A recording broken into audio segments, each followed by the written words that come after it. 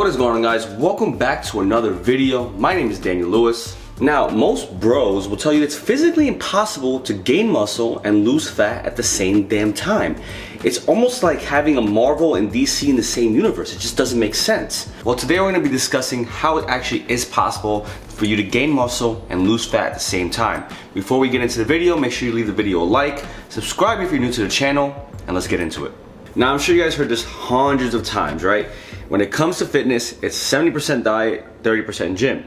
Well, before we actually head to the gym to train, we gotta properly feed our body to make sure we see the most optimal gains to gain muscle and lose fat. Well, for breakfast, most people go for Kodiak cakes. I like Kodiak cakes, they're pretty good. They have the pancakes.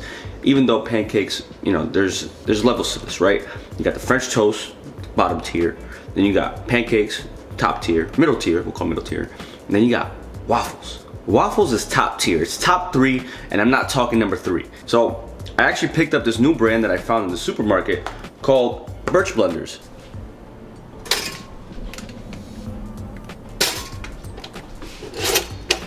I need you guys to be honest with me. What do you guys think about the audio levels and just the audio overall on my video right now? Leave a comment down below, let me know what you think. Is it optimized? You think I can improve it somehow? And I'll tell you why a little bit later in the video, because something frustrating happened. But for breakfast, we have a serving of our Birch Blenders waffles, protein shake with bananas.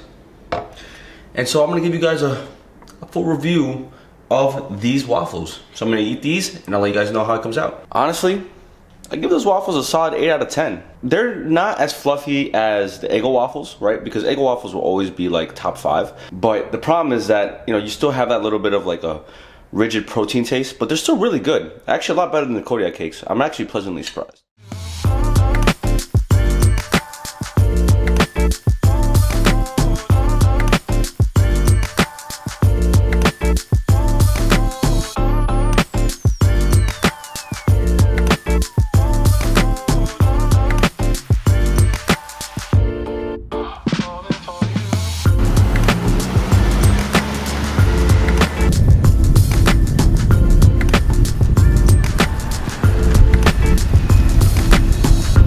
When it comes to gaining muscle and losing fat, the idea comes from performing a body recomposition, or body recomp for short. So the goal behind the body recomp is to preserve your current body weight, but also prioritize muscle gain and fat loss. So there's a lot of people who can benefit from performing a body recomp. One of them being new lifters, whose bodies are most susceptible to performing any type of weightlifting at all. People who are a little bit overweight and they're still on their weight loss journey. And then there's also people who fell off the gym but want to get back into it. Their bodies are also really receptible to a body recomp. But where did I leave myself or yourself watching who are more advanced lifters and want to take their body to the next level? Well, to be honest, for advanced lifters, a body recomp is actually a great way to transition from a bulk to a cut and a cut to a bulk. A body recomposition allows you to strategically transition into the next phase of your goals, whether it be a cut or a bulk, doesn't matter. As long as you can transition your body into the next phase, you can allow your body to adapt to what's gonna happen next. So I'm not gonna lie to you guys. The reason I asked about the audio earlier, because this is the second time I'm recording this entire video in the span of a week. Because in the last video, my mic went out. Just completely went to shit. So there's clips that I have no audio, there's clips that there's just really bad static and distortion, all this other stuff going on in the mic. So the workout that you guys are about to see is the first workout from earlier in the week that I recorded earlier in the week, whatever. And so I hope you guys do enjoy that workout, but make sure you stay tuned because we're also going to talk about how to properly perform a body recomposition and how to kind of like transition yourself into that next stage. So make sure you stay tuned and I'll catch you guys in a second.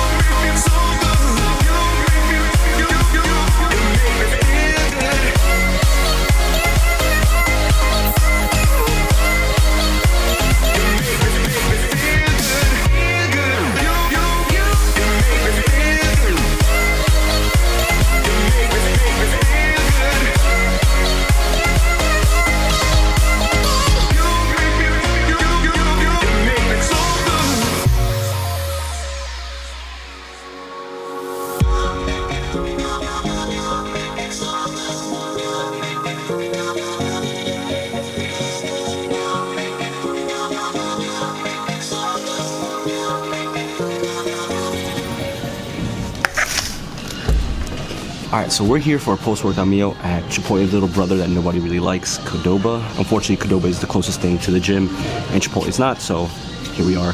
Got ourselves a little bowl of rice, beans, chicken, corn, lettuce, nothing too crazy. Just a decent post-workout meal.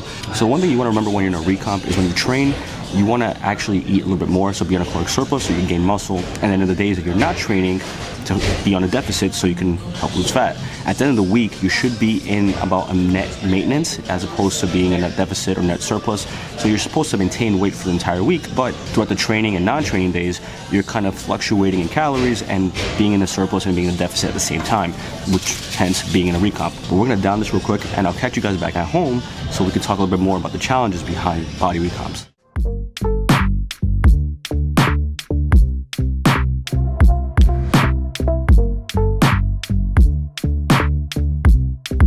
So you guys remember when I told you that my mic crapped out on me? Well, let me show you said mic. This was my first mic. Rode mic, whatever. It's literally the non-battery powered. I think it was like the first one I ever bought. It's like a budget one. I don't know if you guys can see that clearly, but this was being held together with crazy glue. Good boy, Mike. So let me introduce to you guys the Shure VP83. This thing is a beauty. Not as big as the Rode mic that I previously had, but it has all the functions and features I'm looking for. It is battery powered, so I do have to take that into consideration. I did like that the previous Rode mic was not battery powered, but that also caused a lot of issues. This actual mic also has like a metal casing, so it's supposed to also prevent a lot of like that white noise or distortion that I might be hearing in videos sometimes. So hopefully the quality of audio in my videos improves with this mic. No gas, guys. I don't know if it's because I was talking shit about Qdoba while we were there, but I have not felt well since I got home. I have been using the bathroom non-stop since I ate Qdoba. Like it literally, like my cheeks hurt. Let's just put it that way. My cheeks hurt. So there's two main problems when running a body recomp. Number one is that you don't really see any progress quickly, right? Typically when you're bulking or cutting, you're used to seeing results on the scale, seeing stuff in the mirror, but a body recomp is a very slow process and you don't really see the results coming in instantly.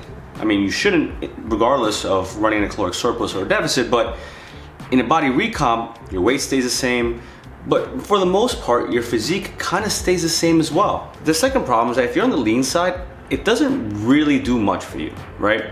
Now, don't get me wrong, if you have a small, frail body and you're lifting and you're on a body recomp, you're gonna put on muscle regardless and you're gonna stay lean. Fantastic. But if you're already a very lean, slender body and you have muscle and you don't really have much body fat, body recomp is not gonna do much for you. This is more suited for somebody like myself who has a little bit more body fat, or somebody who is just continually trying to lose weight or on a weight loss journey, because ultimately it kind of gives you that break from being on a diet. While this can be good and bad, I think of it as a problem because a body recomp isn't for everybody. Again, unfortunately, if you are on the leaner side, probably not something you're gonna wanna do. But with that being said, I do think that a body recomp has a time and a place for anybody, whether you're lean or overweight. I know this can sound almost hypocritical, but let me explain. But first, I really need to get some stomach medicine because my stomach is rocking.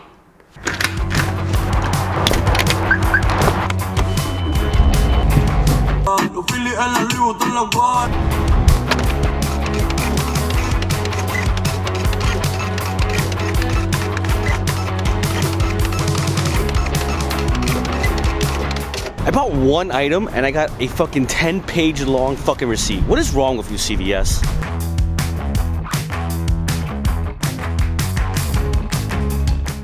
So for the last point about body recomps, I do think that you guys should be transitioning a little bit more with body recomps. Use it to your advantage. If you're coming off a 4 to 6 month cut and you want to go into a bulk, I suggest going into a body recomp, right? Because ultimately, yeah, you might have lost some mass, lost some muscle over the last couple months, but you don't want to lose how lean you look or just the definition that you've gained over the last couple months from just being lean. And going straight into a bulk will make you spill over, right? And that's the dangerous part about transitioning from bulk to cut, bulk to cut, bulk to cut. Give your body time to transition, let it get used to eating more foods, being acclimated to more calories. Don't get me wrong, I'm all about having goals and ambition getting to the ideal weight, your ideal physique, and looking the way you want to look.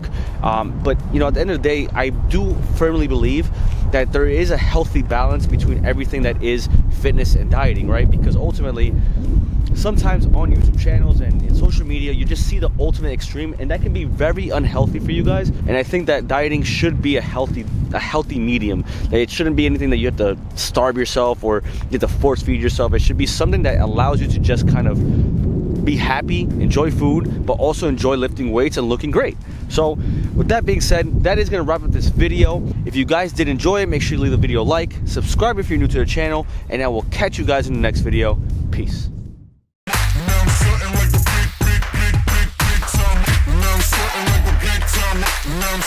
a big time.